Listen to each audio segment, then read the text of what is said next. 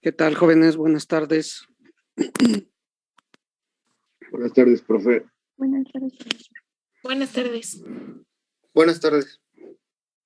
Antes que nada, la sesión del martes se cerró desafortunadamente por falta de internet. Entonces, no sé si les llegó el mensaje de que ahí la íbamos a dejar. Sus compañeros que por aquí andaban gracias. Sus compañeros que por aquí andaban en la sesión del laboratorio también se percataron de que la línea de internet aquí en la escuela no está siendo tan buena. Pero de todos modos vamos a continuar. ¿Sí repasaron lo que hemos estado viendo sobre IR, jóvenes? ¿O no? Sí, profe.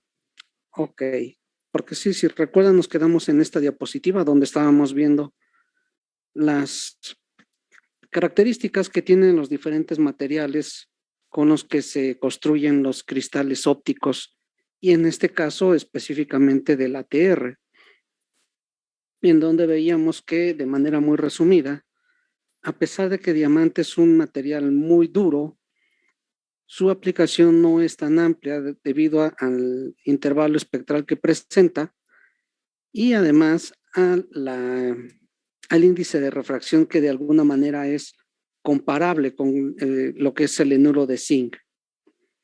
Entonces, normalmente optamos, sobre todo en aquellos institutos que no tienen tantos recursos, a ocupar ATRs con selenuro de zinc. Estas son el material con el cual se compra el cristal.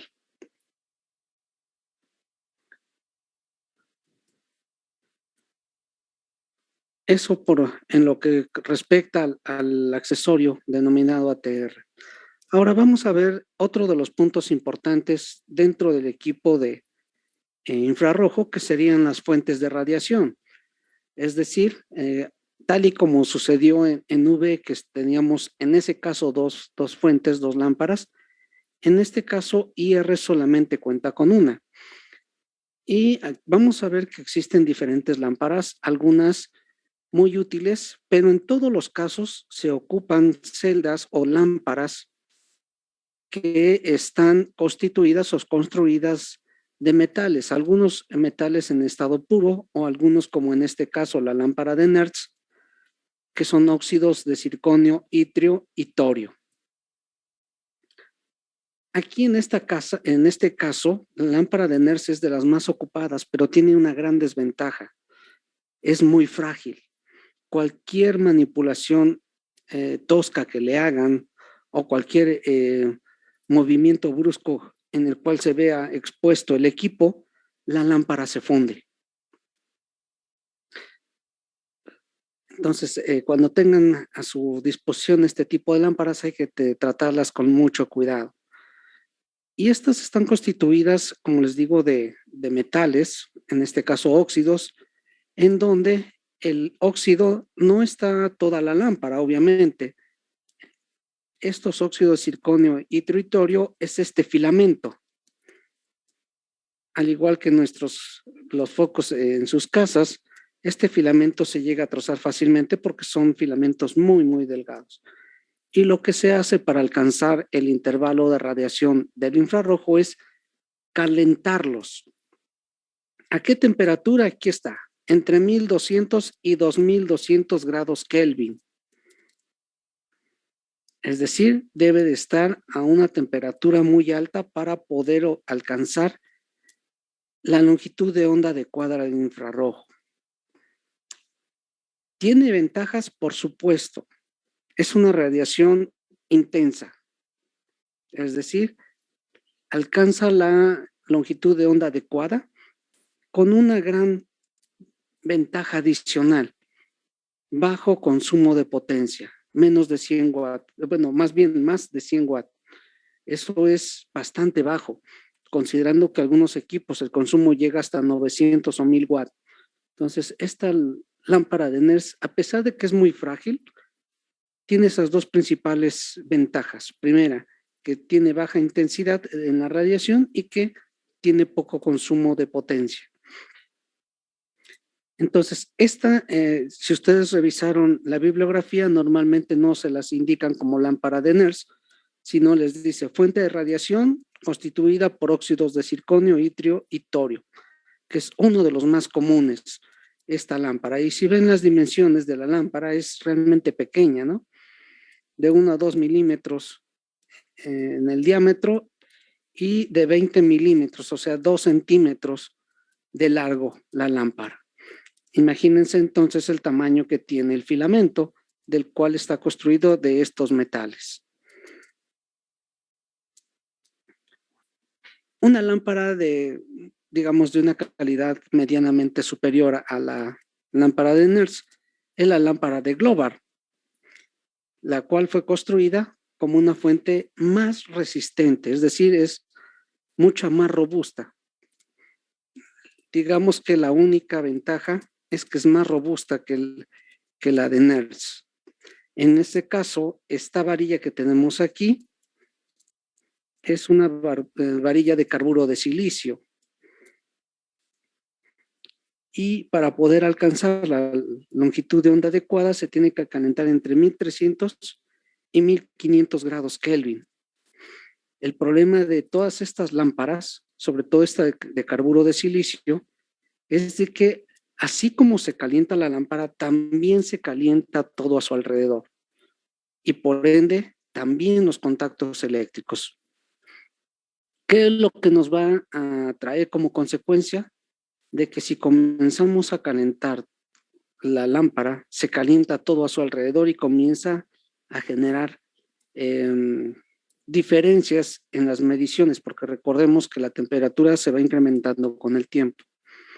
Entonces, para poder evitar ese tipo de problemas en las mediciones, se hace un paso de agua alrededor de la lámpara, no directamente en la lámpara porque la fundimos, sino en sus alrededores para mantener una temperatura constante y no existan tantas fluctuaciones durante las determinaciones. Y aquí tiene una segunda ventaja. La primera ya vimos que es más robusta que la de Nernst, es decir, puede resistir un poco mejor el maltrato. Y el otro es la potencia de consumo. Aquí ya es superior, pero aún así es bajo, de 200 a 400 watts, como si fuera bifásica. Digamos que esta es la que vino a desplazar lo que era la lámpara de Nernst. Y como les repito, si ustedes lo buscan, nada más les va a decir lámpara de carburo de silicio y no les especifica si es la Globar o no. Finalmente tenemos otra, la bobina de Nicromel. Esta no tiene tantas ventajas en cuanto a consumo de potencia, no tiene tantas como si es más robusta o no. Aquí la ventaja por la cual se construyó es que requiere un mínimo de mantenimiento. Es decir, si nosotros nos damos cuenta, esta lámpara está literalmente expuesta, es decir, no tiene ningún recubrimiento. Por ejemplo, las lámparas anteriores que tenían un vidrio que las recubría y que de alguna manera ese era el cuidado que se le tenía que hacer, ¿no? En este caso, esta lámpara es abierta, en donde tiene este filamento, un filamento de 2 centímetros. Este filamento son espirales de níquel cromo. ¿Y por qué metales? Porque necesitamos calentarlos a muy alta temperatura, en este caso hasta 1100 grados centígrados. ¿A cuánto que respondería esto en grados Kelvin, jóvenes?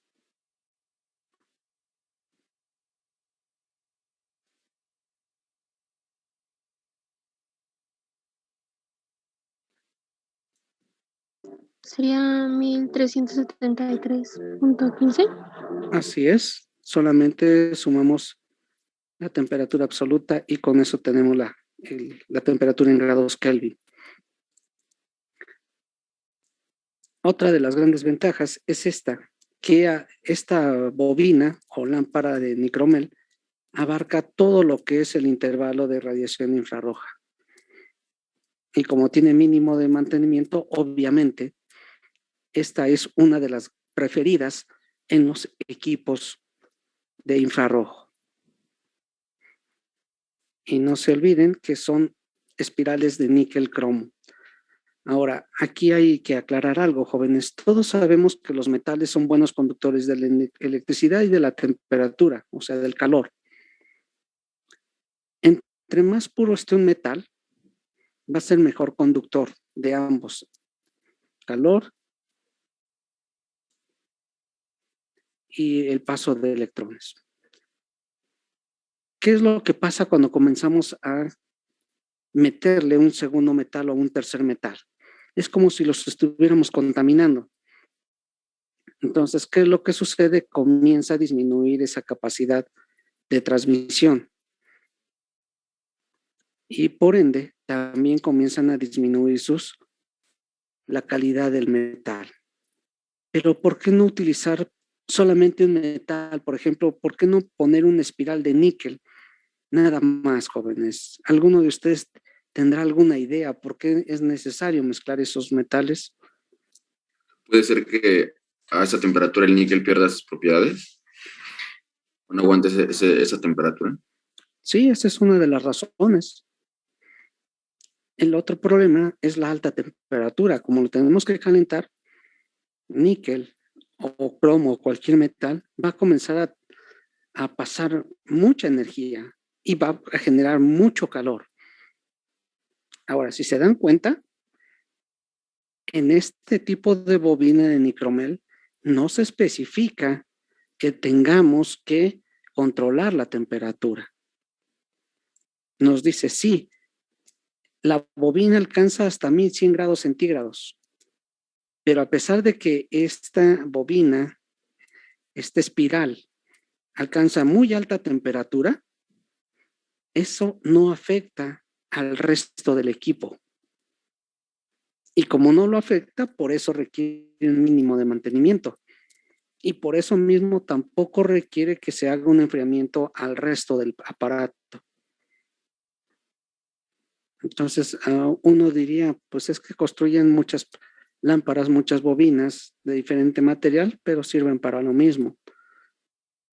Pero cada una de ellas siempre se busca que tenga un beneficio adicional, no solo que genere la radiación en la región que nosotros queremos, sino que pueda en algún momento disminuir los costos en el consumo de tiempo máquina, que pueda ser más resistente, por ejemplo, a un golpe, o que, como en este caso, que no tengamos que hacerle nada. Así como lo compramos, lo podemos tener de manera indefinida hasta que la lámpara deje de dar la radiación en el intervalo adecuado. Por eso se van generando una gran cantidad de bobinas y de lámparas.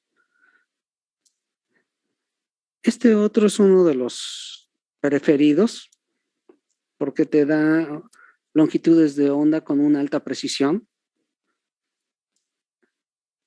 Y lo que hace es solamente reenfocarlos, el haz de energía o las longitudes de onda que están en fase o en desfase, que aquí es a donde nos está diciendo, ¿no? ¿Qué nos dice? Viene el haz de energía en esta zona, se separa en dos haces. Los que están en fase pasan al siguiente hecho, al siguiente paso, que sería la siguiente, lo dirigido hacia ahí se me fue a la serie de espejos que tenemos dentro del equipo. Y aquellas que no están en fase, ¿qué es lo que pasa cuando están fuera de fase? Pues se van a eliminar. Entonces lo que nosotros esperamos es que los haz de energías, cuando estén en la misma fase, podamos tener una alta precisión en la longitud de onda. Por eso son muy buscados estos interferómetros de Michelson, porque generan una gran cantidad de precisión, aunque no son los más adecuados, pero son útiles. Eso es en cuanto a lo que se refiere a las lámparas ocupadas para la generación de radiación infrarroja o en la región infrarroja. Por otro lado, otro de los puntos importantes son nuestros ojos. Y no me refiero a los que traemos cada quien, sino nuestros ojos dentro del equipo. Es decir, quiénes nos van a determinar si se está llevando a cabo o no estamos viendo absolutamente nada. Y aquí es el problema. Podemos tener una gran cantidad de muestras, pero dependiendo qué tipo de detector estemos ocupando, va a generar la limitación de la sensibilidad y la precisión. Sensibilidad se refiere a la cantidad de muestra que puede ver como mínimo, que pueden ser miligramos, pueden ser nanogramos, pueden ser femtogramos. Como vamos a ver más adelante, la detección en IR, la mínima cantidad que puede observarse en un IR son miligramos, es decir, su sensibilidad es muy baja. Y por otro lado, ¿a qué se refiere la precisión, jóvenes? ¿Alguien me quiere dar o decir a qué se refiere esto?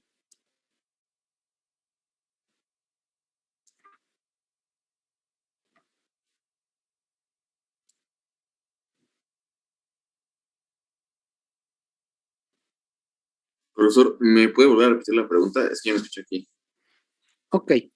Les estaba diciendo que estos detectores se van a ver limitados, nuestros ojos adentro del equipo, por la sensibilidad, que sería la cantidad de muestra mínima que puede observarse, y por otro lado también la precisión, y precisamente yo preguntaba qué es la precisión.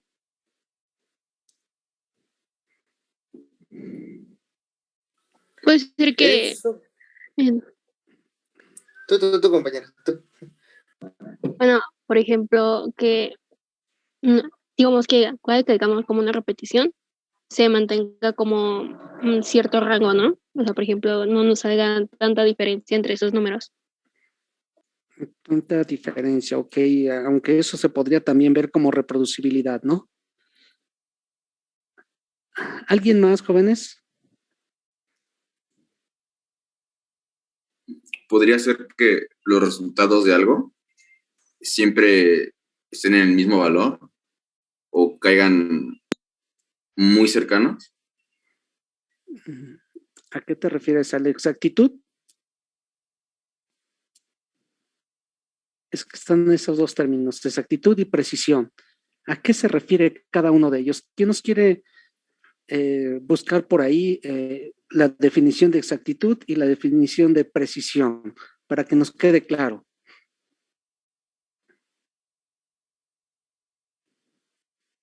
¿Qué es la exactitud? Es que dice que la exactitud estima la concordancia entre el resultado de una medición y el valor real de una cantidad mesurable. Y precisión es el grado de proximidad entre los resultados de mediciones de las mismas muestras bajo las mismas condiciones de medición. Así es decir, que a uno nos mide la reproducibilidad y el otro nos mide el nivel de error que estamos teniendo, ¿no? Entonces, precisamente la precisión es el nivel de error que podemos tener, que debe de encontrarse en muy bajo porcentaje. Pero esa precisión se va perdiendo a medida que la cantidad de muestra disminuye. Por eso tenemos esa limitante en estos equipos.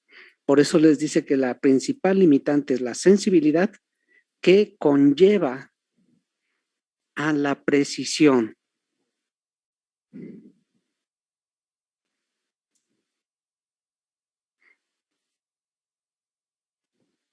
¿Alguna duda, jóvenes? Entonces, hay que tener cuidado en eso. Sí, profesor. Sí, adelante. No tengo ninguna duda. ¿No? Ok. Entonces, profesor, ¿sí? Disculpe que le interrumpa. Una de mis compañeras está esperando el acceso. Si podría dárselo, por favor. Es que no sé qué pasa en mi plataforma, de repente ya no me da la señal de que hay compañeros dentro de la sala de espera. Gracias. Por favor, cuando suceda eso, avísenme. Gracias, profesor.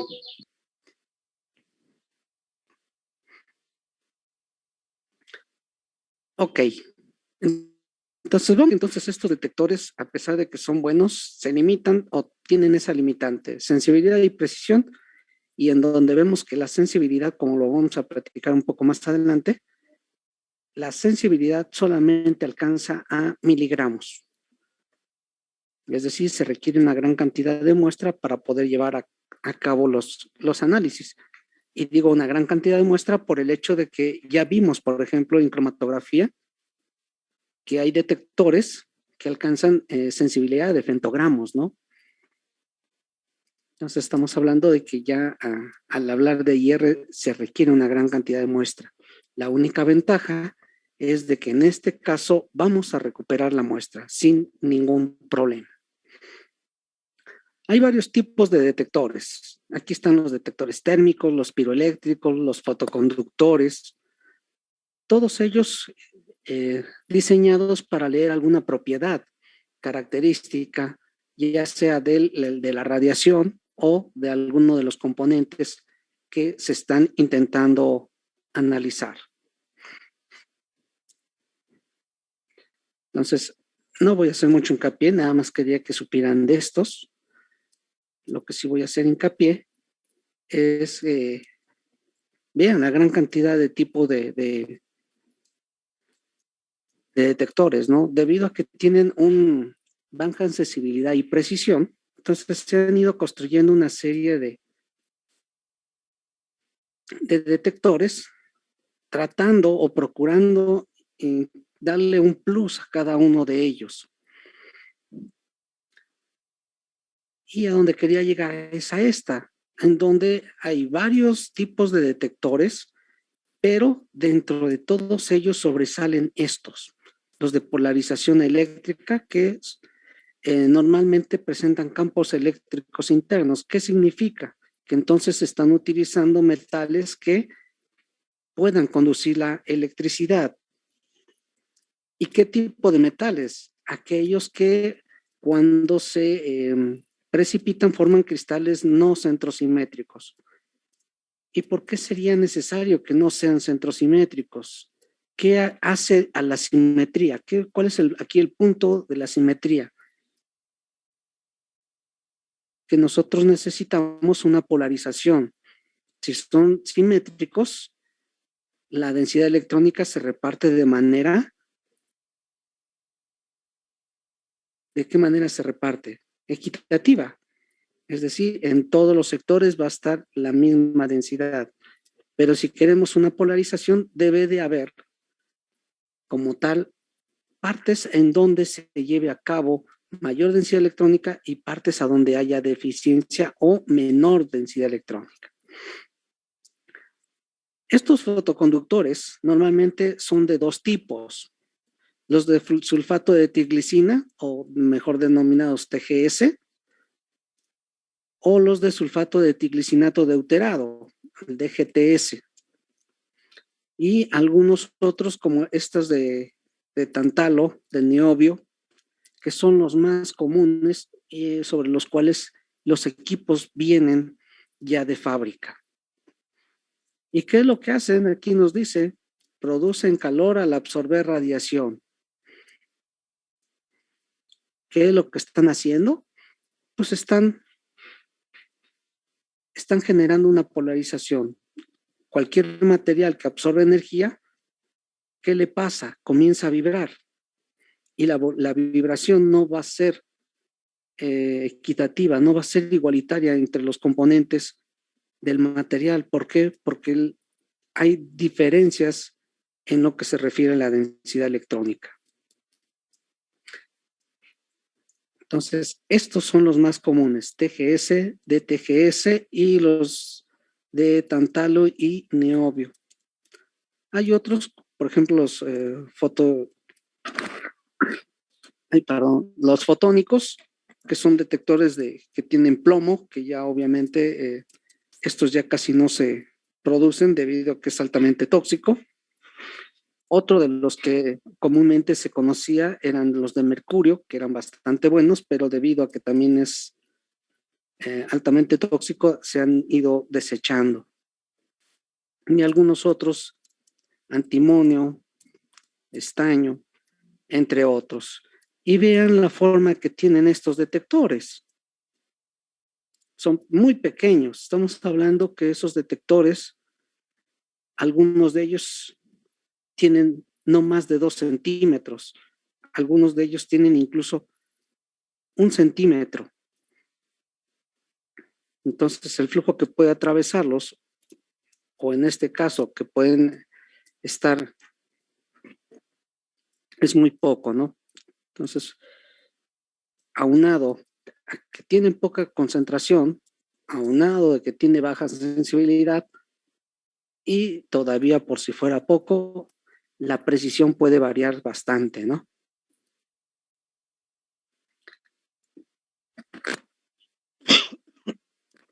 Perdón, jóvenes. ¿Hasta aquí alguna duda o pregunta, jóvenes, de los diferentes componentes de un equipo de infrarrojo? No, profesor. Bueno, aquí les presento una fotografía del equipo con el cual cuenta la institución. Este es un equipo de infrarrojo. Es compacto. Este es de escritorio, el cual se maneja a través de un software que es a través de la computadora, y en donde esencialmente en esta puerta que tenemos aquí es por donde nosotros introducimos la muestra. Y recuerden que la muestra va normalmente dentro de una celda, dependiendo de qué tipo de muestra podamos analizar. Pueden ser gases, pueden ser líquidos, ya sea en solución o puros, o pueden ser sólidos. Cualquiera de ellos podemos ocupar. Y además con la gran ventaja de que si nosotros contamos con un accesorio ATR, también va a ir dentro de esta cabina. Lo que hacemos, levantamos la ventana y podemos introducir ahí el ATR. Contamos con el equipo que es un Yasco y que es muy fácil de manejar. De hecho, en una sesión de media hora, 1 hora, aprenderían a manejarlo fácilmente. Pero el caso en este curso no es aprender a manejarlo, sino a interpretar los espectros que se van a ustedes a obtener. De manera general, como ya les dije, se pueden ocupar diferentes tipos de muestras: sólidos, líquidos, soluciones y gases. Ahora, aquí hay que tener varios detalles. A ver, déjenme, les voy a quitar un poco esta presentación, voy a cambiarla.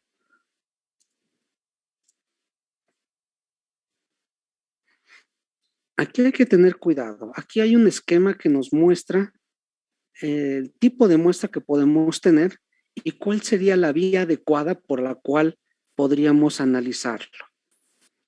Nos dice el estado de agregación de la muestra cuando es un gas, cuando es un líquido, cuando es un sólido. Y nos dice qué tipo de técnica podríamos estar ocupando. Cuando es un gas no tenemos ninguna otra opción. La única forma es utilizar celdas selladas en las cuales introducimos el gas y ahí se le determina el espectro. Entonces, para muestras en fase gaseosa no hay de otra, solamente celdas herméticamente selladas con el gas. Aquí hay que tener en cuenta una cosa, jóvenes. La escuela no cuenta con este tipo de celdas. Son sumamente caras y en muchas ocasiones también poco útiles, pero son celdas especiales que se ocupan. Normalmente tenemos para líquidos y para sólidos, pero aquí hay que especificar. Si la muestra es un líquido, primeramente tenemos que saber si es soluble en disolventes orgánicos o en fase acuosa. Nos dice, ¿Es soluble en agua? No, no es soluble, es decir, es soluble en disolventes orgánicos, es una muestra netamente orgánica. Y nos dice, ¿esta muestra líquida es muy densa o es fluida? Si es muy densa, ¿qué hacemos? No podemos ocupar otra cosa más que una película. ¿Qué significa una película? Tenemos este tipo de accesorios que puede ser incluso un vidrio de reloj o puede ser un pequeño pedacito de vidrio, obviamente que no vaya a reflejar la energía, en la cual la muestra que es densa, si es densa, la diluimos con un disolvente que es muy volátil. Una vez que la tenemos diluida, la vamos a poner aquí sobre la superficie, tratando de que abarque la muestra todo el contorno, ya sea del vidrio de reloj o sea de la pequeña placa de vidrio. Y ya que la tenemos aquí impregnada, dejamos que se evapore el disolvente antes de meter la muestra al equipo. Es decir, lo que estamos haciendo es poniendo nuestra muestra sobre esta superficie de manera homogénea. Y ahí es a donde terminamos el espectro. Por otro lado, si esta solución no es acuosa, pero no es densa, ¿qué hacemos? Podemos utilizar una celda para líquidos, en donde la muestra la ponemos en una ventana. Déjenme ver si la traigo más adelante.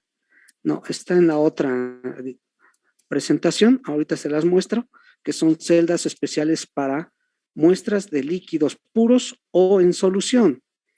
Y entonces ya estamos viendo que a pesar de que la muestra es líquida, podemos utilizar diferentes formas de cómo determinar la muestra.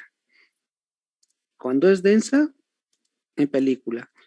No lo es, lo podemos meter a la celda. Ahora bien, ¿por qué no lo hacemos directo en ATR cuando está la solución acuosa? A ver, nos dice aquí, ¿el líquido es solución acuosa, es decir, soluble en agua? Sí. Y nos dice, podemos utilizar ATR.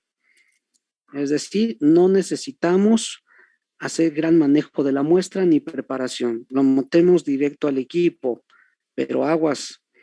¿Recuerdan qué les dije? ¿Qué le pasa a estos equipos cuando van muestras con agua?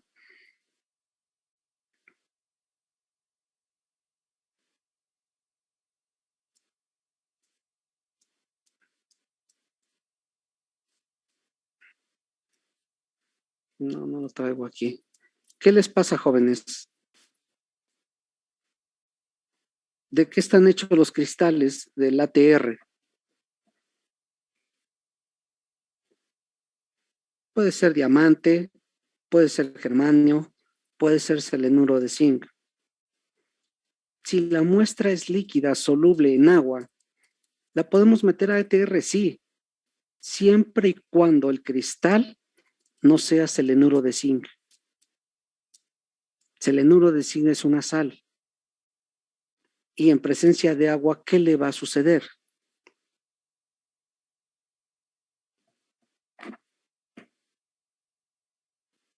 En el peor de los casos, fuerte, por favor. Se disuelve. Se disuelve. En el peor de los casos, podría nada más rayarse. Entonces, sí podemos meterlo a ATR siempre y cuando nuestro cristal no sea selenuro de zinc. Si es selenuro de zinc, olvídenlo. Esta disolución acuosa no nos sirve para ATR. Por otro lado, si nuestras muestras son sólidos, hay que ver si son sólidos duros o suaves.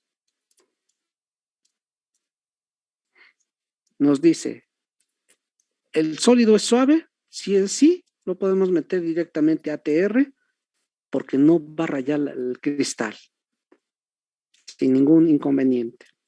¿Es duro? O sea, no es suave, es todo lo contrario, es duro. Hay que ver qué tan fácil es fundirlo para ponerlo como si fuera una película capilar, solamente que en este caso sería una capa fundida. O si es difícil de fundir, entonces hay que analizar primeramente qué tan fácil es adicionarle agua para que se haga más blandito, ¿no? Es decir, que pueda absorber agua, higroscópico. Si esto es posible, al igual que la película capilar, lo podemos poner en suspensión. Pero en este caso, la suspensión, el compuesto, el sólido, lo que hacemos es mezclarlo con un aceite. Vamos a ver más adelante qué tipos de aceites son los que tenemos para poder llevar a cabo esas suspensiones. Entonces, vamos a tener el sólido suspendido en el aceite. En caso de que no sea posible, entonces lo que vamos a hacer es una pastilla, que no es otra cosa más que vamos a moler el compuesto con bromuro de potasio. Los mezclamos bien, vamos a comprimirlos, vamos a tratar de hacer una película delgada, transparente, y eso lo que vamos a hacer es meterlo al equipo para obtener una reflexión difusa del polvo como tal. Y aquí un resumen de todo lo que acabamos de ver. Dependiendo del tipo de muestra, podemos determinar cuál es la metodología más adecuada. Entonces, las muestras sólidas las podemos llevar a pastilla, y estas pastillas les comentaba que se les pone o se mezclan con sales iónicas, que puede ser cloruro de sodio, bromuro de potasio, cloruro de plata o cloruro de potasio, con la característica esencial de que todas estas sales deben estar secas. Recuerden que, por ejemplo, el cloruro de sodio, cuando hay mucha humedad en el ambiente, la absorbe, es higroscópico. Entonces, para poder utilizar estas sales, tienen que estar anhidras, y una forma de hacerlo es mantenerlas en un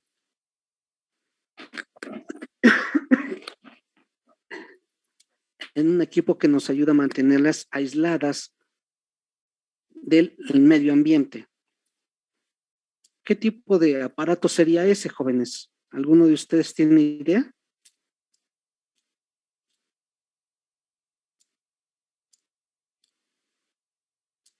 ¿No? ¿O no los han visto? ¿De cuáles, disculpe? Son pequeñas vitrinas que nos ayudan a mantener las sales sin humedad. ¿Los desecadores? Exactamente. Las sales, estas sales que tenemos para poder generar las pastillas, estas deben estar en desecadores, y estos desecadores, para poder eliminarles del medio ambiente interno el oxígeno y la posible humedad, es inyectándoles nitrógeno en fase gaseosa, es decir, una atmósfera inerte. Si el sólido es muy duro, que no podemos molerlo para generar la pastilla, vamos a hacer una película o también una suspensión. O si cuentan con el ATR, pueden meterlo directamente, porque recuerden que les decía, estos accesorios traen diferentes cabezales, es decir, puntas para poder modificar y poder presionar la muestra contra el cristal. En cambio, las muestras líquidas, al igual que en las sólidas, hay 3 tipos diferentes de cómo tratar la muestra. A través de película, que ya les decía que la muestra pura la podemos poner un poquito de disolvente, la ponemos de manera homogénea a lo largo de un pequeño trozo de vidrio o perdón, jóvenes, no sé qué es. Aquí hay un olor extraño que me está causando algo de alergia o no sé qué. Entonces, una pequeña cuadrito de vidrio y ahí lo podemos expandir de manera homogénea para poder tomar el espectro. En el caso de líquidos, tenemos celdas especiales para líquidos, ya sea en solución o muestras puras. Aquí el caso es de que estas muestras líquidas, para utilizar la celda especial, deben de ser de baja densidad, es decir, no pueden ser viscosas. ¿Por qué? Porque si no vamos a contaminar la celda después de utilizarla. No va a ser fácilmente que la limpiemos. O finalmente utilizar directamente el ATR, es decir, poner la muestra directo al cristal, siempre y cuando sepamos que no se va a quedar contaminado, es decir, que lo vamos a limpiar perfectamente. Segundo, que no lleva humedad, porque si lleva humedad vamos a dañar el cristal. Y que además normalmente pedimos que estos líquidos no sean tan coloridos, porque si no, de todos modos, aunque limpiemos, se queda contaminado parte del cristal. Y finalmente, las muestras que son gaseosas, la única forma de medir su espectro es con celdas especiales, que son herméticamente selladas.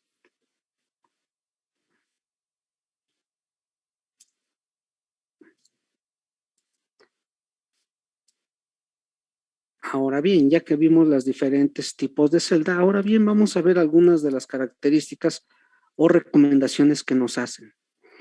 Primero, ya veíamos que normalmente el material con el cual está construido nuestras celdas, como son sales iónicas, por ejemplo, estos vidrios que parecen vidrios de reloj que tenemos del lado izquierdo,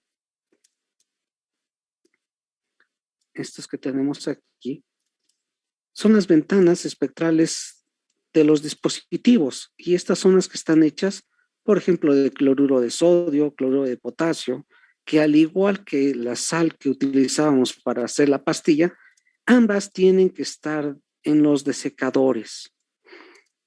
Error, nunca debemos tomarlas con los dedos porque si no las vamos a contaminar y le estamos aportando humedad. Entonces, primero, deben de estar libres de humedad y del oxígeno. Jamás debemos tomarlas directamente con las manos, debemos hacerlo a través de guantes. Y además, preferentemente se ocupan disolventes que no absorban tanta humedad. ¿Como quiénes? Tetracloruro de carbono, que es el preferible. Sin embargo, al ser halogenado, es un compuesto o un reactivo que ya salió de la venta al público. Entonces, tetracloruro de carbono ya ni siquiera se los venden. ¿Qué nos queda? Cloroformo, diclorometano. ¿Y cuál sería este otro? Pues hexano, ¿no? Entonces, estos son los disolventes más preferidos para sacar espectros de IR, porque no van a afectar sus vibraciones en la misma región de la muestra. Esa es una ventaja. ¿Cuál es el problema con estos compuestos clorados? Al igual que tetracloruro de carbono, cada vez está siendo menos posible conseguirlos. Y aquí una figurita que les hace recordatorio que tetracloruro de carbono tiene efectos adversos sobre las vías respiratorias. Ahora bien, ya estuvimos viendo el material de los que están construidas las celdas.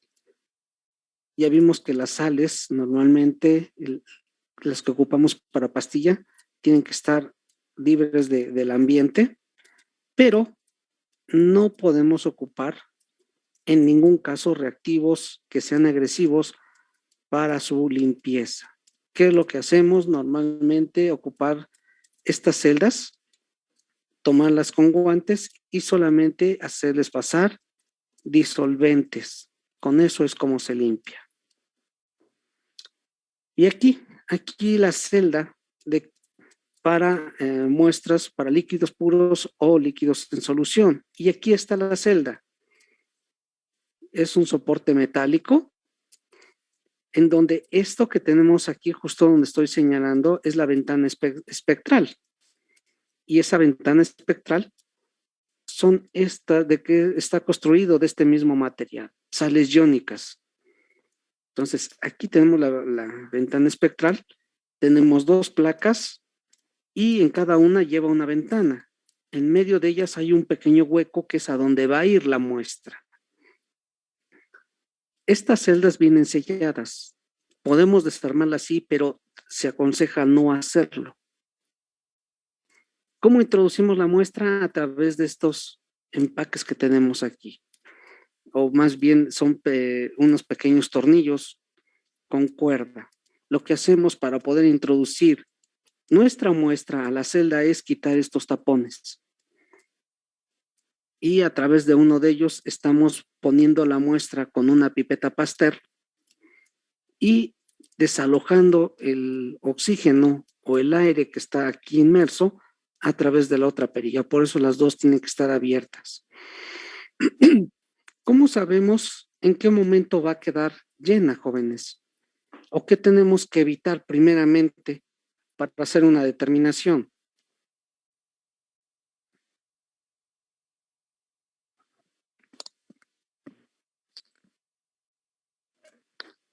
Pues muy sencillo, jóvenes. Si estamos buscando que no haya aire del ambiente o humedad, tenemos que llenar perfectamente la celda.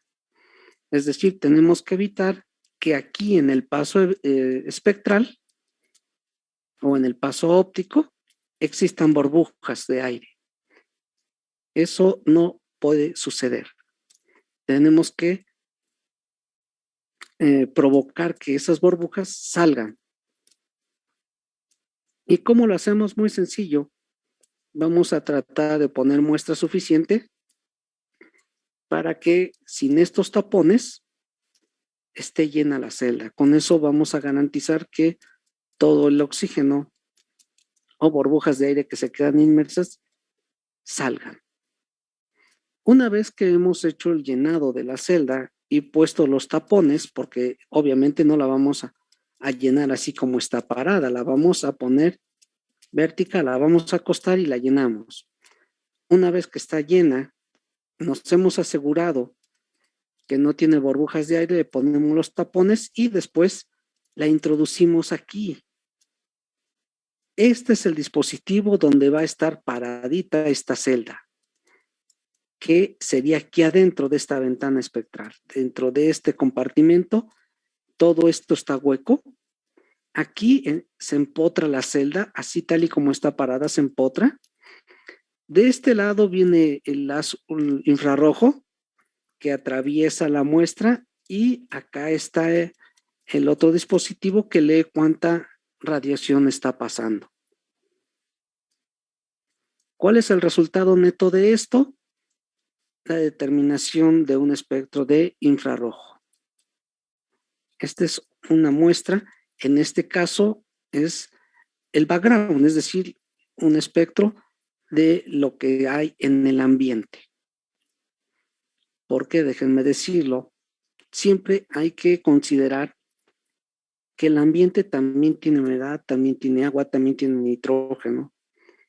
Y todos estos elementos también aportan hacia el espectro de infrarrojo. Por lo cual sería muy complicado observar solamente el compuesto, de tal forma que entonces lo que hacemos es primeramente descartar todo lo que de manera general se encuentra en el ambiente. ¿Cómo lo hacemos? Pues sacando un scan o un espectro del medio ambiente del laboratorio. Este espectro que ustedes ven aquí es un espectro clásico de lo que hay en un laboratorio, ya sea humedad, estas señales de humedad, señal de dióxido de carbono generado por la respiración y sobretonos y tonos de combinación del alto contenido de humedad, nitrógeno y el resto de elementos que contiene el aire. Entonces, este es un espectro de lo que ustedes tendrían en un laboratorio. ¿Qué tan recomendable es que haya 40 personas en un laboratorio? ¿Cómo se vería esta señal, jóvenes? Aguda. Grandísima. ¿Perdón? Más aguda. Mucho más aguda. Porque recordemos que estas señales, la intensidad va a crecer primero por el momento dipolar y segundo por la cantidad o concentración que existe en el ambiente. Entonces, primeramente, antes de hacer cualquier determinación de nuestras muestras, primero se va a sacar un espectro del medio ambiente circundante que se le llama el background, y esto automáticamente el equipo, ¿qué es lo que hace? Le queda en su memoria.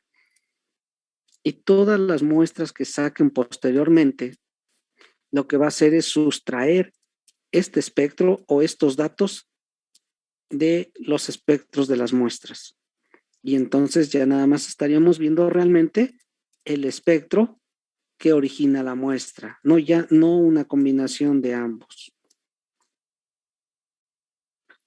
Entonces hay que tener cuidado en eso, jóvenes.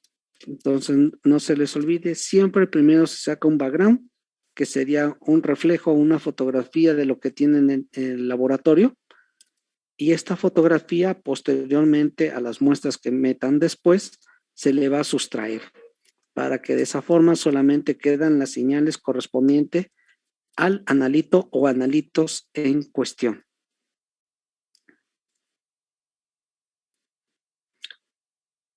Por otro lado, perdón, jóvenes. Entonces, esta es una de las formas para sacar espectros de líquidos puros, utilizando una celda de líquidos. Otra manera es hacer la película. Es decir, nosotros tenemos nuestras celdas o nuestros pasos ópticos. En este caso nos dice que son de cloruro de sodio, que no es otra cosa más que sal. Dos pequeños espejos de sal. Obviamente recordemos que la sal es muy frágil. Cualquier cosa la podemos despostillar las ventanas espectrales, las podemos rayar. Entonces hay que tener mucho cuidado. Cuando es este tipo de líquidos puros, ¿qué es lo que hacemos? Con una pipeta Pasteur podemos ponerle la muestra sobre el vidrio, dejamos que se esparza bien alrededor de toda la superficie y después lo que vamos a hacer es una de estos vidrios de reloj o pequeñas placas de vidrio, la vamos a encimar con la otra. Aquí está, aquí en la de abajo tenemos la muestra y la de arriba nos va a servir como tapa para que tengamos sellado nuestra determinación. Una vez que hemos hecho este proceso de poner nuestra muestra entre dos placas de cloruro de sodio, para poder hacer la determinación, las vamos a montar en un dispositivo de este tipo, en donde en esta placa de acero montamos los dos vidrios y después la ajustamos con esta otra placa. Es decir, estamos poniendo nuestra muestra en medio de dos placas. Y esta es una celda o un soporte que nos va a ayudar a mantener fijos los cristales de cloruro de sodio, que ya llevan una muestra justo en medio de ellos. Armamos el dispositivo a través de estos tornillos, la cerramos bien y después la vamos a empotrar aquí. Si alcanzan a ver que de este lado hay pequeños soportes para mantener paradita la celda, y de igual forma por aquí pasa el láser infrarrojo y acá está detectando las pequeñas diferencias que nos van a dar el resultado.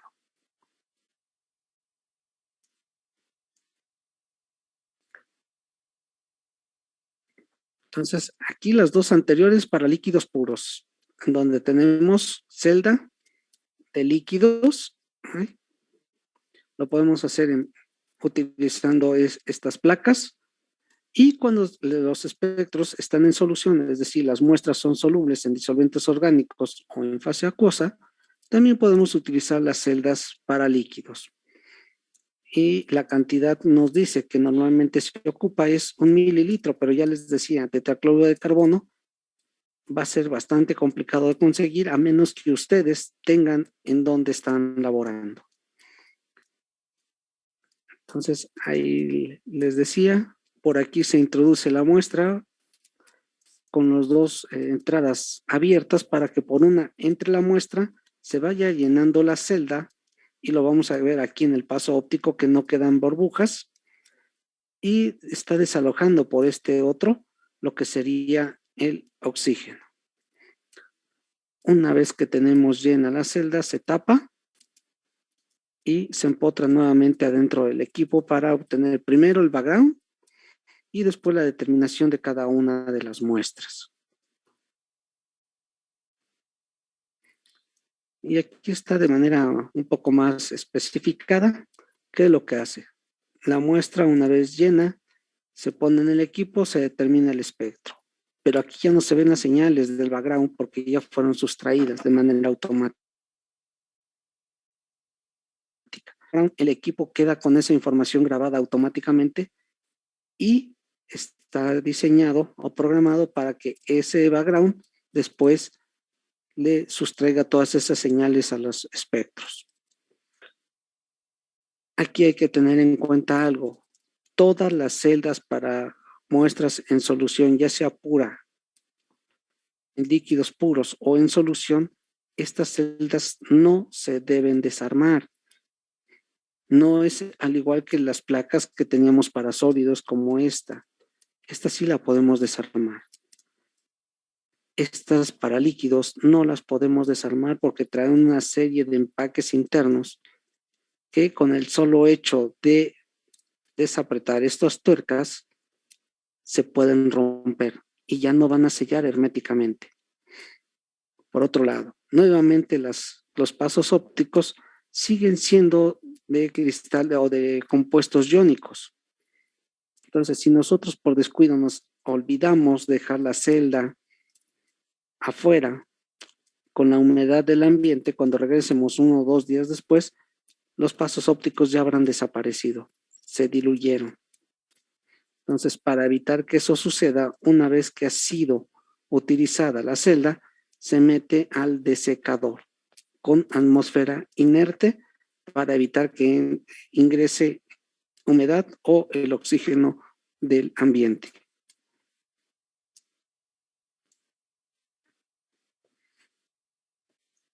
¿Hasta aquí alguna duda o pregunta, jóvenes?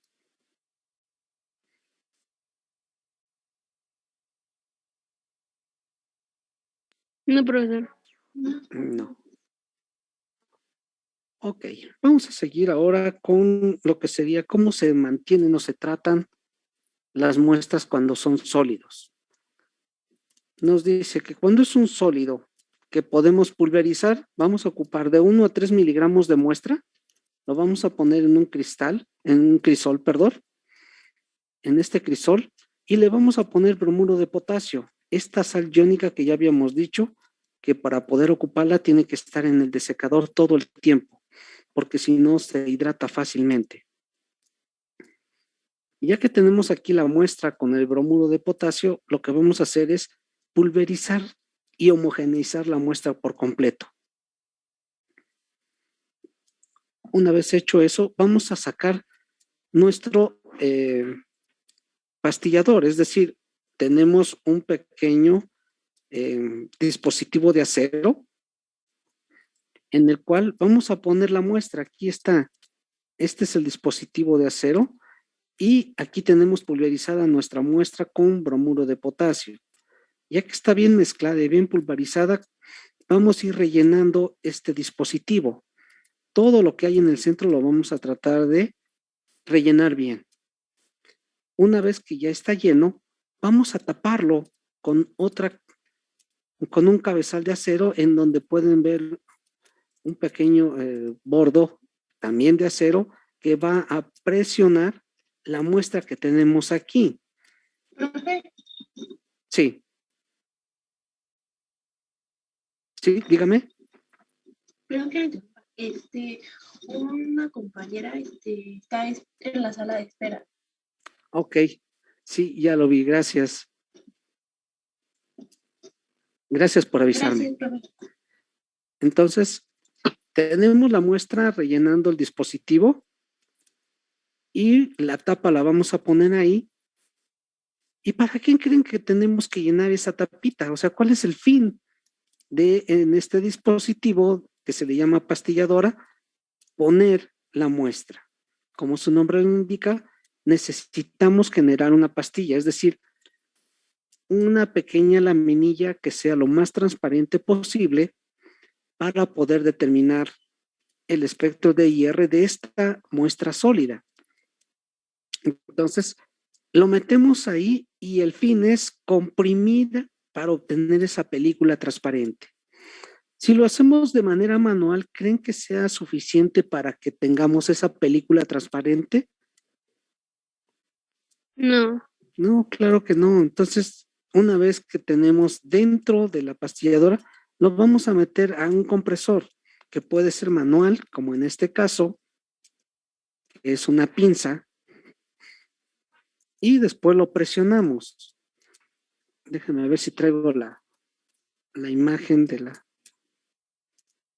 no.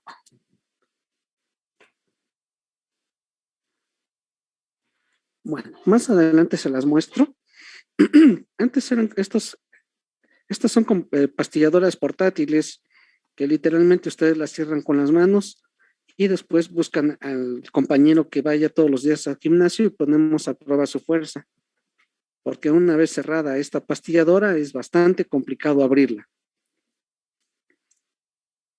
Una vez que la han abierto, lo que buscamos es que toda la muestra que estaba en el interior quede compacta, lo más compacta posible para que la muestra sea transparente. ¿Y qué hacemos ahora, jóvenes? Ya la tenemos la muestra dentro, ya la presionamos lo suficiente para que sea transparente. ¿Y ahora qué? Pues muy sencillo, jóvenes. Al igual que en otros casos, tenemos el dispositivo en donde vamos a montar en una estructura similar a esta, esa pequeña película de acero en la cual va a estar dentro del acero que tenemos ahí, dentro de donde la pusimos. Aquí va a quedar dentro de esa placa de acero y aquí va a estar la película. Ahora, nosotros lo que hacemos es montarla en un dispositivo de este tipo para introducir la muestra al equipo. Y de esa manera determinar el espectro. Aquí cabe resaltar que aun cuando tenemos un componente adicional que es el bromuro de potasio, las señales de vibración de este compuesto, es decir, del bromuro de potasio, no van a afectar, porque esas vibraciones no se encuentran dentro del intervalo que normalmente ocupamos.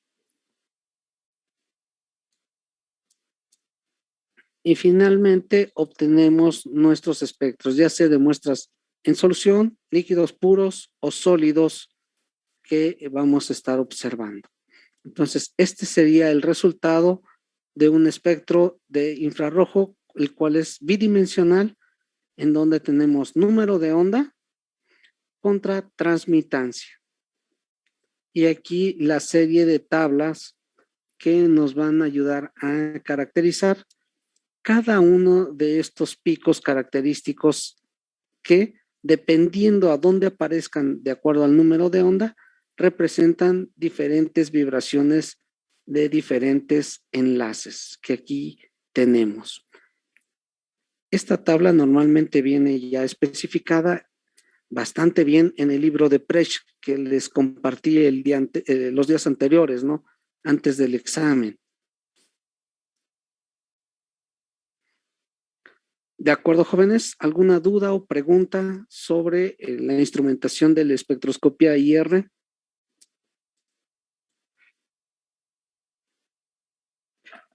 creo que no, profe.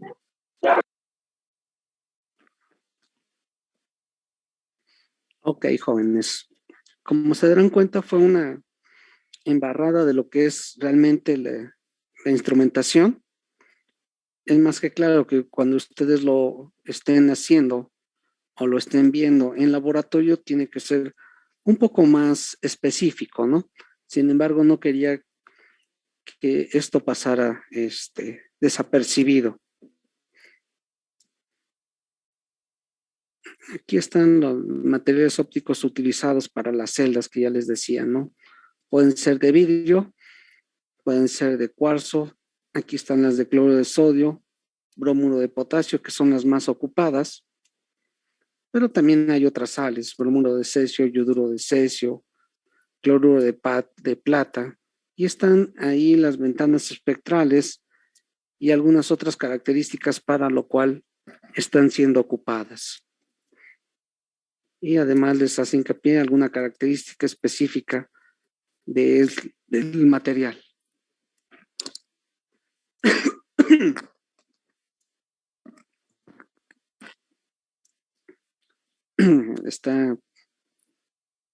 Ha de ser algún ácido que se les escapó porque sí está fuerte en los vapores.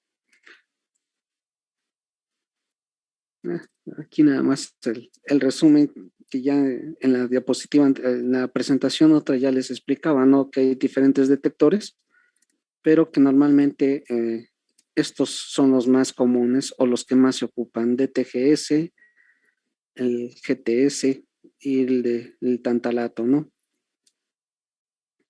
Ya también les explicaba lo que es el ATR, cómo funciona, lo que es la onda evanescente, que es lo que nosotros esperamos que se genere dentro de la muestra, esa onda evanescente. Si no mal recuerdo, ya también veíamos la diferencia que existe. Permítanme un momento para abrir la puerta.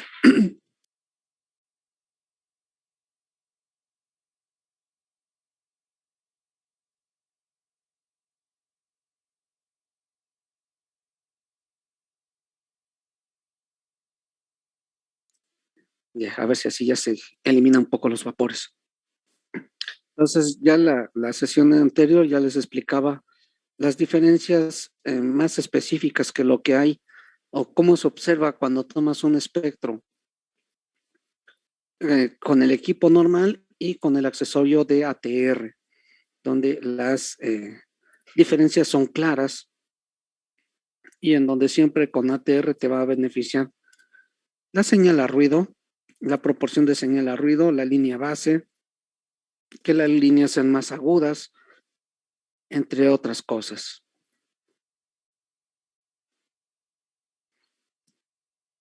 De lo que están hechas las celdas del ATR.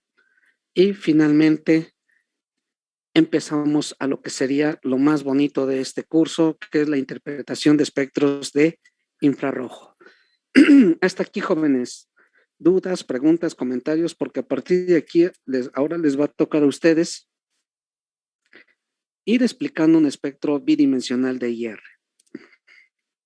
Pero para hacerlo, primeramente tenemos que saber cómo está constituido un espectro de IR, es decir, cómo vamos a leer un espectro.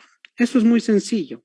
Aquí el espectro de IR de la vainillina en solución de tetracloruro de carbono. Nosotros podemos ver aquí que un espectro nuevamente es bidimensional en número de onda en el eje de las X y en el eje de las Y, transmitancia. Yo les decía, ¿podemos utilizar absorbancia? Sí, pero es mucho más sencillo llevar a cabo las lecturas en transmitancia, porcentaje de transmitancia, en donde cada uno de estos picos representa la vibración de un enlace. Y aquí podemos ver claramente diferencias significativas. Del lado izquierdo, esta región, si ustedes se dan cuenta, hay pocas señales. Son más agudas. Algunas de ellas muy intensas. Vean esta, por ejemplo. El tamaño de la intensidad o la intensidad de la señal les dice qué tan grande es el momento dipolar, es decir, qué tan fácil es polarizar el enlace. Y del otro lado, por ejemplo acá, como ven, una gran cantidad de señales, algunas de estos picos agudos no llegan a la línea base que estaría pasando aquí. Esta es la línea base. Entonces, tenemos dos regiones específicas. Una, donde hay pocas señales y las señales son agudas, son más angostas. Algunas de ellas solapadas. Y entonces, esencialmente, ¿qué es lo que vamos a hacer?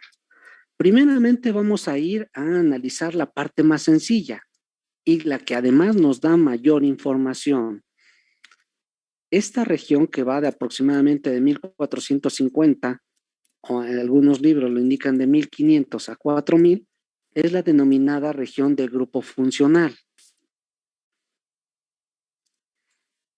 Aquí hay menos señales, las señales son más agudas y nos van a ayudar a diferenciar fácilmente los grupos funcionales que tenemos en la estructura. De 1450 hacia abajo, hacia 400, tenemos la región de huella digital. Y se le llama de huella digital porque cada compuesto de la naturaleza, esta región va a ser totalmente diferente. Para poder comprobar o confirmar si es un compuesto o no, ambas regiones deben ser iguales, pero específicamente o trascendentalmente la región de huella dactilar. Profe, ¿puede repetir eso? Que no lo entendí. Sí, lo que les decía es que cada compuesto orgánico va a tener un espectro, una serie de señales características. Pero para poder decir o poder confirmar si, por ejemplo, tenemos una muestra problema y no sabemos de qué se trata, le sacamos el espectro de IR y decimos, puede ser vainillina. Para poder decir que es la vainillina, todas las señales deben corresponder. Es decir, todas deben ser iguales, pero específicamente las de la región de huella dactilar o huella digital, porque esta, al igual que nuestros dedos, son específicamente para cada compuesto. En algunos casos, la región de grupo funcional pueden ser similares, pero la región de huella digital es específica para cada compuesto. No hay dos compuestos que tengan las mismas señales en la región de huella digital. Cada compuesto tiene una diferente serie de picos en esta huella dactilar. Y por ejemplo, esa huella dactilar la comparamos con, digamos que lo que está en la literatura, ¿o cómo? Sí, aunque aquí la ventaja es de que no lo haces de manera manual, sino que lo hace la misma computadora. Estos equipos ya traen bibliotecas de compuestos, es decir, a lo que se refiere que trae una gran cantidad de espectros de infrarrojo, que de manera normal, si tú le pides que lo compare, te va a dar una serie o una lista de compuestos con un porcentaje de similitud de compuesto que está en la biblioteca contra el espectro que tú tienes. Es decir, si tú crees que es vainillina, aquí te va a aparecer en la lista vainillina con un 98, 95, 90 y tantos % de similitud. Y te puede aparecer algún otro compuesto con un 50, 40% de similitud. Obviamente, no vas a considerar que pueda ser alguno de ellos, ¿verdad? Nosotros lo que buscamos cuando se compara con la biblioteca es que tengan el mayor grado de similitud. Entonces, sí, tienes que comparar.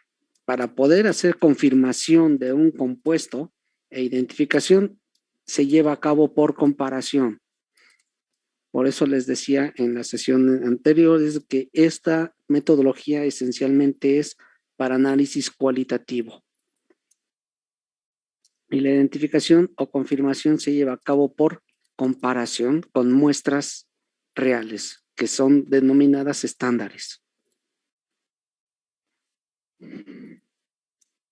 ¿Sí pude responder tu pregunta? Sí, profesor, gracias. Ok. Ahora, todo eso que les acabo de decir, vamos a verlo de manera resumida aquí. Para poder comenzar a hacer un análisis de un espectro de IR, primero, tienen que considerar las dos regiones que ya les decía. La región de los grupos funcionales, que va de 1450 a 4000 centímetros a la -1, que ustedes lo tienen que ver aquí en el espectro. Aquí no se los va a dar estas líneas.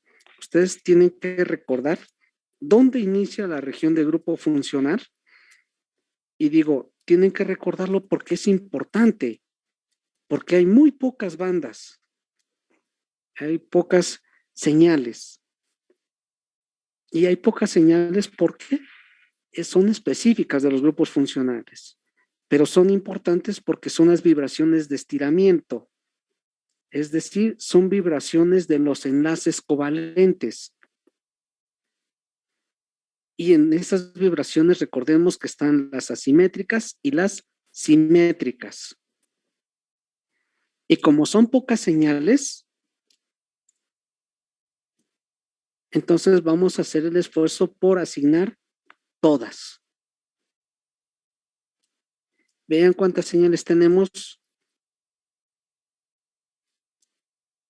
Son pocas señales, son alrededor de unas 6, 8 señales, comparado con la región de huella digital, que son mucho mayor número, algunas solapadas una sobre de otra que dificultan o oscurecen el poder asignar a qué corresponde cada señal.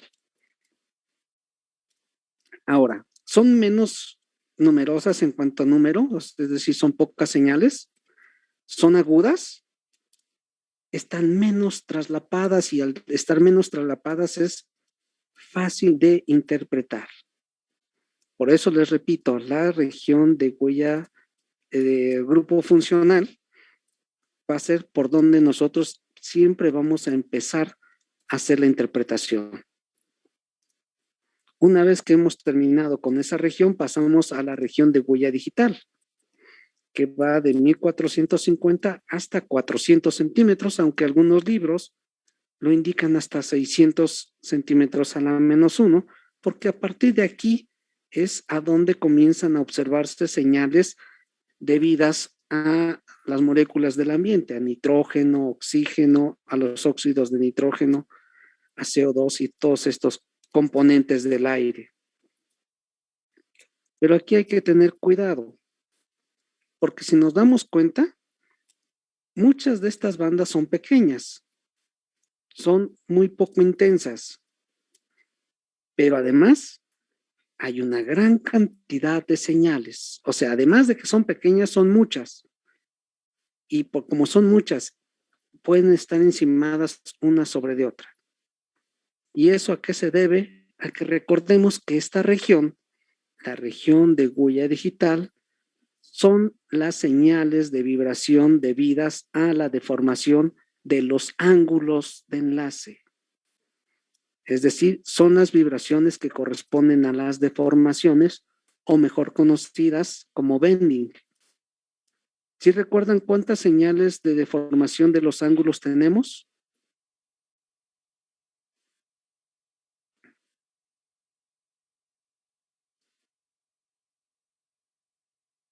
Son 4, jóvenes. 2 deformaciones en el plano y 2 fuera del plano. En el plano, ¿quién están? Oscilación y tijera. Está sacudida y torsión. En donde las fuera del plano tenemos la gran ventaja que en lugar de ver 2 señales normalmente se reduce a una, porque sacudida y torsión normalmente aparecen en la misma señal. Entonces, mientras que en la región de grupos funcionales solamente tenemos bandas simétricas y asimétricas, acá tenemos 4. Oscilación, tijera, sacudida. ¿Y quién otra?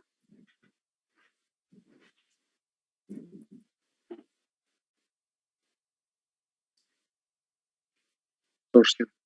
Torsión, efectivamente. Entonces, como son mayor número de vibraciones en los ángulos de enlace, entonces las señales se hacen más numerosas y como la diferencia entre ellas es pequeña, entonces las señales se hacen anchas, por lo tanto están traslapadas y por ende se hace difícil de interpretarlas. Entonces, las dos regiones tienen que quedar claro dónde inicia una, dónde termina la otra y en dónde vamos a obtener mayor número de información. Ya de manera muy específica vamos a comenzar a ver qué señales vamos a ir viendo en cada región. Vamos a empezar por la región de grupo funcional. Y esta nos dice de manera general 3 puntos. Esta región es característica de enlaces sencillos, dobles y triples. Es decir, casi cualquier enlace covalente podemos observarlo dentro de esta región. Pueden ser carbono-carbono, carbono hidrógeno, carbono-oxígeno, carbono-nitrógeno. Y además, aquí lo interesante es que en esta misma región de grupo funcional vamos a tener todos aquellos enlaces sencillos entre heteroátomo y hidrógeno, en donde ese heteroátomo es a X. ¿Qué significa? Que puede ser oxígeno, puede ser nitrógeno de manera esencial. E incluso esa X, ¿qué otro átomo podría ser? Podría ser carbono, pero ese carbono simple y sencillamente que sea de enlace sencillo, doble o triple. Es decir, estos enlaces carbono-hidrógeno también vamos a observarlos en esta región de grupo funcional. Por lo tanto, en esta región podemos identificar alcanos, alquenos, alquinos. ¿Qué podemos distinguir aquí en esta misma región? Alcoholes, que pueden ser primarios, pueden ser secundarios, pueden ser terciarios. Además, esos alcoholes también vamos a poder determinar si son libres o si hay formación de puentes de hidrógeno debido a la concentración que tienen. ¿Qué más podemos determinar aquí? Aminas, aminas primarias, aminas secundarias, pero no vamos a ver aminas terciarias. Y cuando lleguemos al tema de aminas, vamos a explicar por qué no vemos aminas terciarias.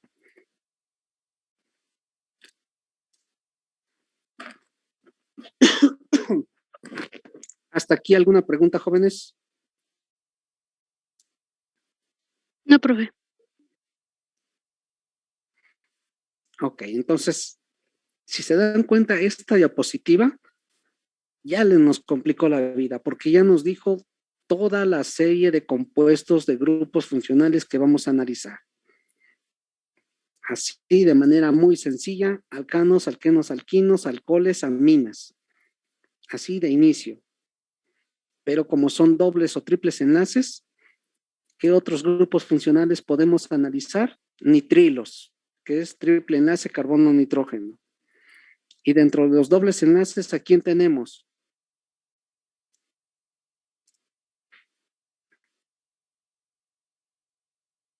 ¿Puede ser carbono-oxígeno? Carbono-oxígeno específicamente, es decir, grupos carbonilo. Y tan solo hablar de grupos carbonilo, estamos hablando de al menos 15 o 20 grupos funcionales diferentes que contienen al grupo carbonilo. Entre ellos, aldehídos, cetonas, ácidos carboxílicos, ésteres, amidas, lactonas, lactamas, ácidos hidroxámicos, anhídridos, cloruros de ácido, y podemos así seguir platicando de la serie de compuestos que contienen al grupo carbonilo. Ahora se dan cuenta de la importancia que tiene esta región. Todos los grupos funcionales o la mayoría de ellos los vamos a tener que saber distinguir en este intervalo tan corto de 1400 250 a 4000 centímetros a la -1. En ese intervalo van a tener que ser capaces de distinguir casi cualquier compuesto orgánico. Una de las ventajas es que esta región también nos dice ahí que es muy poco alterada por el medio ambiente químico, es decir, por el disolvente que podamos ocupar. Porque recordemos que el disolvente primeramente vamos a buscar que no tenga vibraciones en la misma región de los compuestos o metabolitos que estemos analizando. Vamos a buscar que ese disolvente no nos vaya a afectar. La ventaja que tenemos aquí para esa interpretación del espectro es que hay regiones específicas o intervalos en números de onda específicos para cada grupo funcional. Es decir, tenemos una región determinada de alcoholes, otra para las señales que aparecen de aminas, una adicional que sería para alcanos, carbono, hidrógeno, hibridación sp3, carbono, hidrógeno, hibridación sp2, que sería de alquenos, carbono, hidrógeno, hibridación sp, que sería de alquinos, una región característica de todos los grupos que contengan grupos carbonilo, es decir, carbono, oxígeno, doble enlace. Y entonces, a pesar de que son una gran cantidad de grupos funcionales, como tienen un intervalo donde aparecen de manera característica, nos va a facilitar la vida. ¿Qué es lo que vamos a observar en la región de la huella digital? Esencialmente una gran cantidad de señales que nos van a ayudar a confirmar si un compuesto es o no de lo que esperábamos a través de una muestra estándar. Esta región también va a haber algunos intervalos que vamos a analizar, pero va a ser un poco más complicado asignar todas las señales. ¿De acuerdo, jóvenes? Sí, profesor.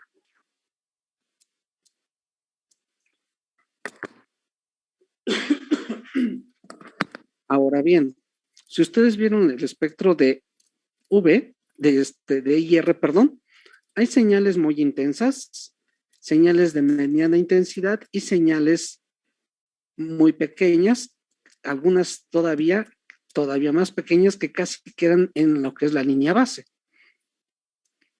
En los libros, esto se los voy a hacer hincapié porque si lo ven en los libros o sobre todo en las tablas que van a ocupar para hacer la interpretación, así es como viene. Viene una clasificación de la intensidad de la señal. Y esto viene normalmente en inglés. Les dice en el libro, en las tablas, aquellas bandas con una intensidad fuerte son debidas a enlaces que son fuertemente polarizados. ¿Como quiénes? Aquellos enlaces que tengan un heteroátomo fuertemente electronegativo. Dentro de los grupos funcionales que conocemos, alcoholes, grupos carbonilo, aminas, uno de los que más va a tener intensidad en la señal son los grupos carbonilo. Porque si ustedes analizan la diferencia de electronegatividad entre carbono y oxígeno, es más que claro que la densidad electrónica se encuentra sobre el átomo de oxígeno. Entonces, el doble enlace carbono-oxígeno es muy fácilmente polarizado. Por lo tanto, la señal que tenemos aquí va a ser muy intensa. Vean el tamaño de esta señal. Esta señal en la región que se encuentra corresponde a este grupo carbonilo. Pero vean la señal, por ejemplo, del carbono-oxígeno, que también aquí es carbono-oxígeno. Aquí la diferencia es que doble enlace y acá es enlace sencillo. La señal del carbono, del enlace carbono-oxígeno del alcohol es esta.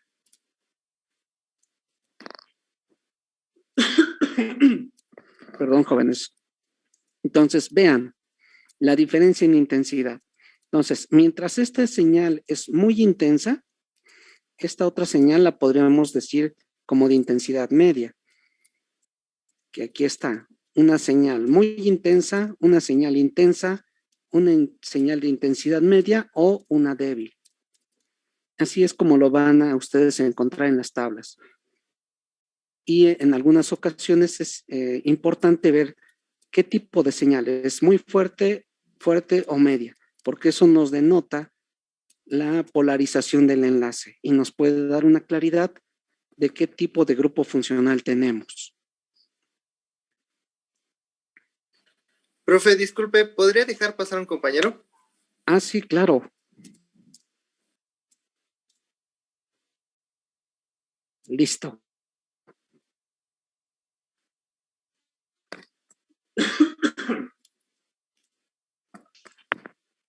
Y aquí está el meollo de todo lo que sería la espectroscopia infrarroja. Esta tabla no necesito que se la aprendan de memoria, pero sí es conveniente que la tengan muy en cuenta en su cabecita, porque si ustedes la pueden relacionar, la espectroscopía infrarroja, con esta tabla, va a ser sumamente sencillo que interpreten los espectros, porque si ustedes se dan cuenta, viene muy específica el tipo de enlace covalente que puede vibrar en una región específica. Vean, la región que va de 4000 a 2500 nos dice, ahí es a donde vamos a encontrar todas las bandas de vibración del enlace covalente, oxígeno, hidrógeno, que son alcoholes, pueden ser primarios, secundarios, terciarios, o de polímeros. Enlaces nitrógeno, hidrógeno, para aminas primarias, secundarias, de tipo aromático, y todas las vibraciones carbono-hidrógeno. Aquí hay que aclarar, aquí van a aparecer carbono, hidrógeno, hibridación sp3, hibridación sp2 y hibridación sp. Es decir, aquí vamos a poder identificar alcoholes, aminas y cualquier tipo de hidrocarburo, alcanos, alquenos, alquinos, en la región que va de 2500 a 4000. Perdón, jóvenes, mi garganta me está fallando demasiado. ¿De acuerdo, jóvenes? ¿Hasta aquí alguna duda o pregunta? No, profesor. No, profe. No, profesor. La siguiente región es muy específica. Y como es muy específica o es muy selectiva, la cantidad de señales que vamos a tener aquí es muy pequeña o frecuentemente no vamos a tener señal. La región que va de 2000 a 2500. En esta región, en estos 500 centímetros a la -1, normalmente vamos a ver las señales referentes a triples enlaces. Puede ser carbono-carbono o carbono-nitrógeno.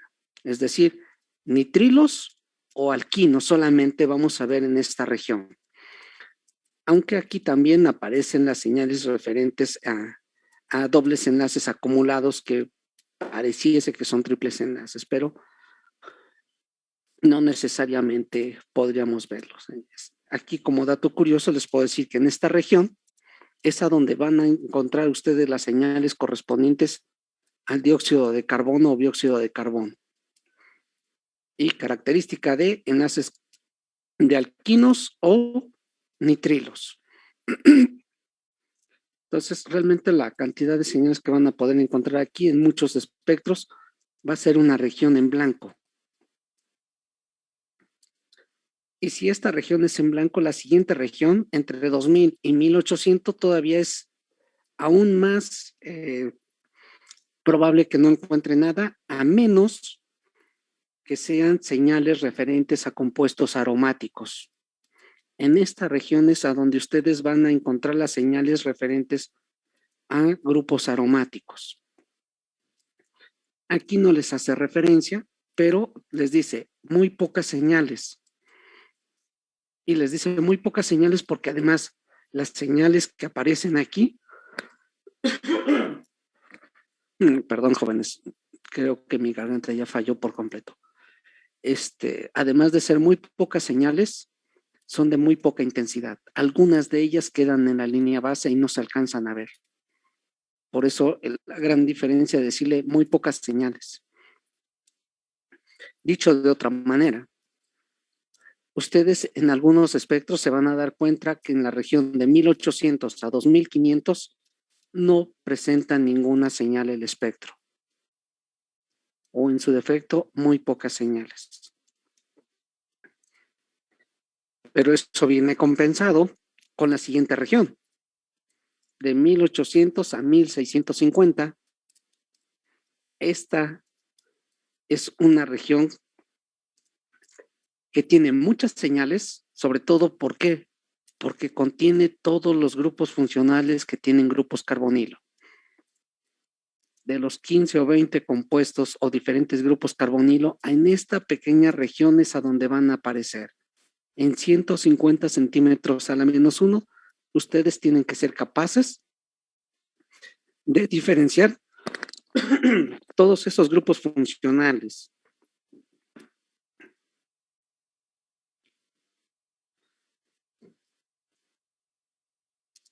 Entonces, aquí es a donde vamos a ver la capacidad que ustedes tienen de interpretación de un espectro en una región tan pequeña y con una gran cantidad de grupos funcionales.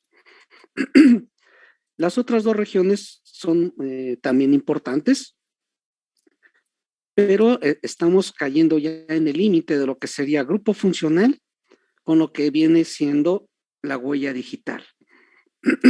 Es decir, vamos a comenzar aquí a tener problemas de identificación debido a ¿qué? Al solapamiento de señales. Y no es tan crítico porque estamos viendo de 1650 a 1550, que todavía 1550 es la región por completo de grupos funcionales. En estos 100 centímetros a la -1, normalmente vamos a ver dobles enlaces, que pueden ser carbono-carbono, puede ser carbono-nitrógeno, puede ser carbono-oxígeno, o incluso nitrógeno-oxígeno. Pero específicamente dobles enlaces carbono-nitrógeno y carbono-carbono entre 1550 y 1650. Abajo de 1550 viene una gran cantidad de diferentes deformaciones de los grupos funcionales. Y aquí vean, aquí es a donde cae en esta región, en toda la gran diversidad de señales pequeñas, con solapamiento, están las deformaciones carbono-carbono, carbono-nitrógeno, carbono-oxígeno y carbono-halógeno. Aquí en esta región, todas esas señales en donde cada una de estos enlaces, debido a su ángulo de enlace, va a tener 3 o 4 señales cada una. Entonces, hay que tener mucho cuidado en esa región.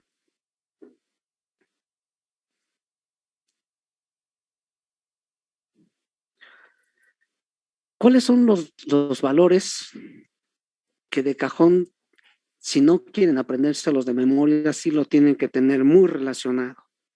Aquí están.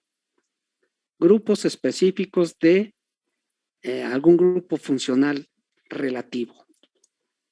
Les dice alcoholes. Los alcoholes en enlace o la vibración de estiramiento oxígeno-hidrógeno normalmente aparecen 3600. Pero hay que hacer aclaración aquí, jóvenes. Estos números de onda no es un valor absoluto. Estos valores son promedios. Por eso les dice aquí arriba, estos valores base normalmente van a fluctuar en un intervalo de más menos 10 centímetros a la -1. Es decir, podría ser 2610 o 3590. En ese intervalo es a donde van a aparecer normalmente las señales de oxígeno, hidrógeno libres. ¿Y a qué me refiero con libres? A que son soluciones diluidas. Porque recordemos que si la concentración comienza a incrementarse, ¿qué pasa con las interacciones por puente de hidrógeno, jóvenes?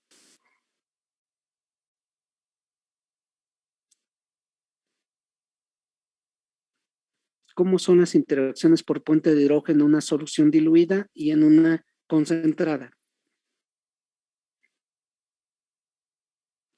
La diluida creo que hay, digamos que menos interacciones, ¿no? De puentes de hidrógeno. Así es.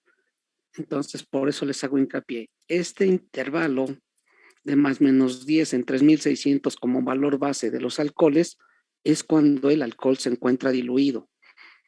A medida que comienza a incrementarse la concentración, la banda comienza a hacerse ancha, pero además comienza a disminuir el número de ondas, es decir, va a haber una modificación en ese valor base.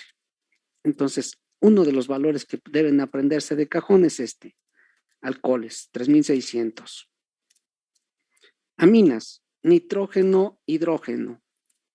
El estiramiento nitrógeno-hidrógeno aparece alrededor de 3400. Normalmente entre 3300 y 3400. En esos 100 centímetros a la menos 1 es a donde van a aparecer estas vibraciones. Ahí se los voy a anotar.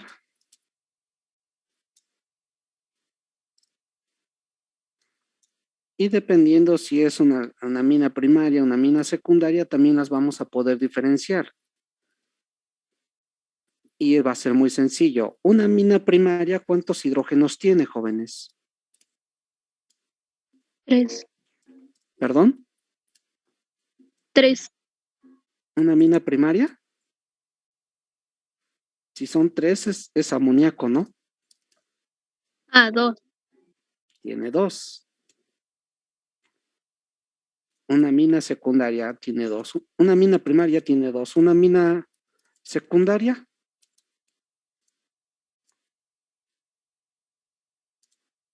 tiene 1. ¿Y una mina terciaria? No tiene. No tiene. Claro que no tiene.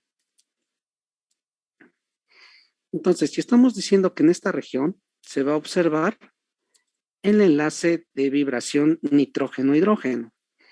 En una mina primaria tenemos 2 hidrógenos.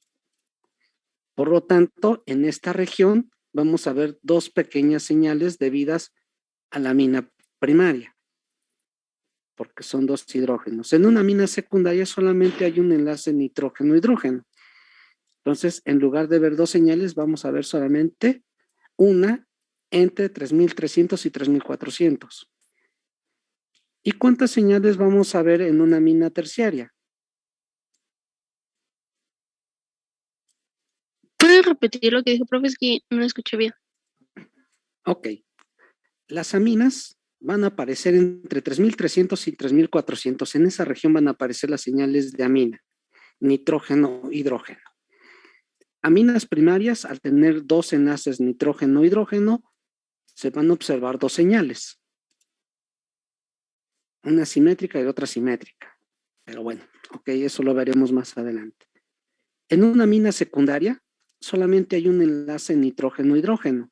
Por lo tanto, la señal se reduce a una sola. Y en una mina terciaria, ¿cuántas señales observaríamos en la región de 3300 a 3400? No habría, ¿no? Claro que no habría. Claro que no habría. Efectivamente, no habría porque no tiene enlace nitrógeno-hidrógeno. Entonces, fácilmente podemos identificar si se trata de una mina primaria o secundaria. Y aquí se complica un poco. Los estiramientos carbono-hidrógeno. ¿Por qué? Porque nos dice que estos van a aparecer alrededor de 3000, pero no nos está especificando con qué hibridación estaríamos lidiando, es decir, con qué tipo de enlace carbono-hidrógeno podríamos estar observando? Porque esos, ¿cuál tenemos? ¿Qué tipo de enlaces carbono-hidrógeno vamos a tener, jóvenes?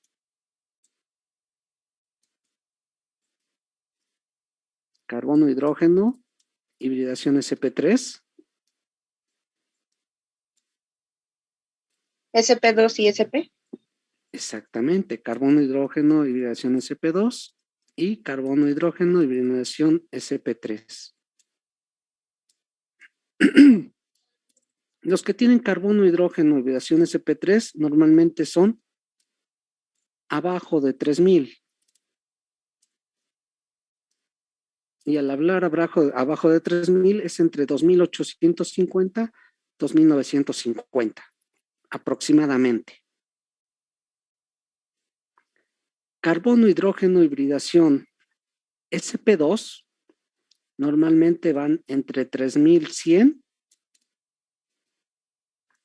y 3000.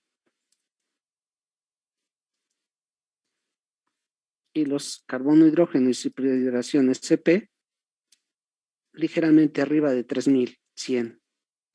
Algunos libros lo indican que es hasta 3300. Entonces hay que saber distinguir qué tipo de carbono, hidrógeno estamos teniendo en la estructura. Y lo vamos a ver por los intervalos que les estoy dando. Fácilmente lo podemos deducir. Por otro lado, ya veíamos la región de los triples enlaces, carbono-nitrógeno y carbono-carbono. Nitrilos es muy característica la señal 2250, que se puede distinguir fácilmente de un triple enlace carbono-carbono, puesto que este se encuentra a un menor número de onda, 2150. Pero aquí hay que aclarar algo. El nitrilo, carbono-nitrógeno, casi siempre va a ser terminal, o siempre va a ser terminal. Pero ¿qué pasa en el triple enlace carbono-carbono?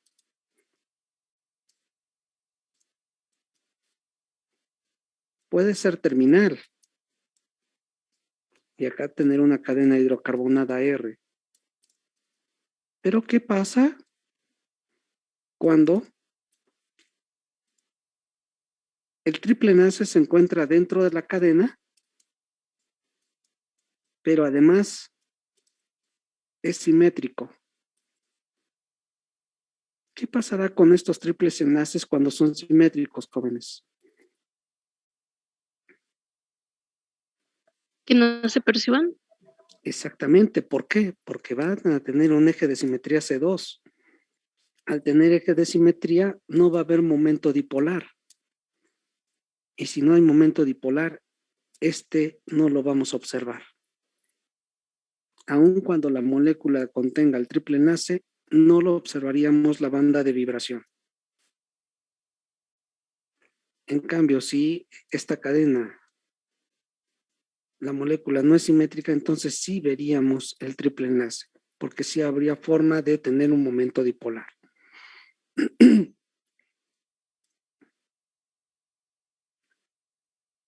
Aquí el de los grupos carbonilo, por otro lado, ya dijimos, aquí lo indican como 1750, pero no es un intervalo adecuado. El intervalo sería, dijimos, de 1850 a 1650 aproximadamente. Ahí es a donde vamos a encontrar todos los diferentes grupos carbonilo. El doble enlace carbono-carbono normalmente aparece en 1650, realmente entre 1600 y 1650. Pero recordemos que este doble enlace carbono-carbono también aparece en anillos aromáticos. Cuando es un sistema aislado, es decir, cuando es un alqueno aislado, aparece una sola señal. Cuando es un compuesto aromático, es decir, cuando hay aromaticidad, porque hay triples enlaces dentro de un ciclo, aparece una segunda señal, aproximadamente en 1550. Esto cuando es aromático. Si es un doble enlace de alqueno, solamente una señal en 1650. Si es un doble enlace conjugado por efecto de resonancia, aparece una segunda señal en 1550. Y por otro lado, recordemos que, por ejemplo, en grupos carbonilo, ya sean de ésteres o de ácidos carboxílicos, siempre va a aparecer una segunda señal debido a un enlace sencillo carbono-oxígeno. Y esta señal, esta vibración de deformación va a aparecer aproximadamente en 1100. Y esta señal, esta banda nos va a servir como confirmación, sobre todo cuando son ésteres. Esta señal va a ser intensa o de mediana intensidad. Entonces, ¿se dan cuenta? Esta tablita, a pesar de que es muy pequeña, es gran cantidad de información que tenemos que saber manejar de manera integral. Por eso les dice valores que son lo mínimo que deben de memorizar, porque si lo pueden hacer, están identificando una gran cantidad de grupos funcionales y por lo tanto de compuestos. Profe, Sí, adelante. disculpe que lo interrumpa, pero es que ya se terminó la clase. Gracias, jóvenes. Una disculpa, es que no, como no me pico dando la clase, no me doy cuenta de la hora. Vamos a dejarle el día de hoy aquí. Por favor, repasen todo, porque vamos a comenzar a ver espectros y necesito que ya puedan ir relacionando toda esta información. Nos vemos ¿cuándo nos toca clase? ¿El lunes? Sí, ¿verdad? Sí, profe. Ok, jóvenes. Por cierto, ¿sí va a haber puente o no va a haber puente? Ah, cierto, hay puente. Parece que sí, el lunes no va a haber clases. Ok, porque si no hay clases, obviamente no nos conectamos. Yo por mí no tengo inconveniente de conectarme, pero seguramente si salen ustedes no va a ser tan grato. Entonces, de todos modos, si hay puente, nos vemos hasta el martes para continuar con esto, jóvenes, ¿de acuerdo? Sí, profesor. Bueno, entonces el día de hoy ya no hago las preguntas, o si tienen preguntas, por favor, escríbanlas y las resolvemos la siguiente clase, ¿de acuerdo, jóvenes? Sí, profesor, muchas gracias. Sí, profesor, Gracias, gracias. profe, hasta luego. Hasta luego, y una disculpa Gracias, por profesor. pasarme de la hora. No se preocupe, profesor. No se Hasta luego. preocupe. Gracias, profe. Buen día. Hasta luego. Hasta Profe, luego, gracias. Pero, profe. Hasta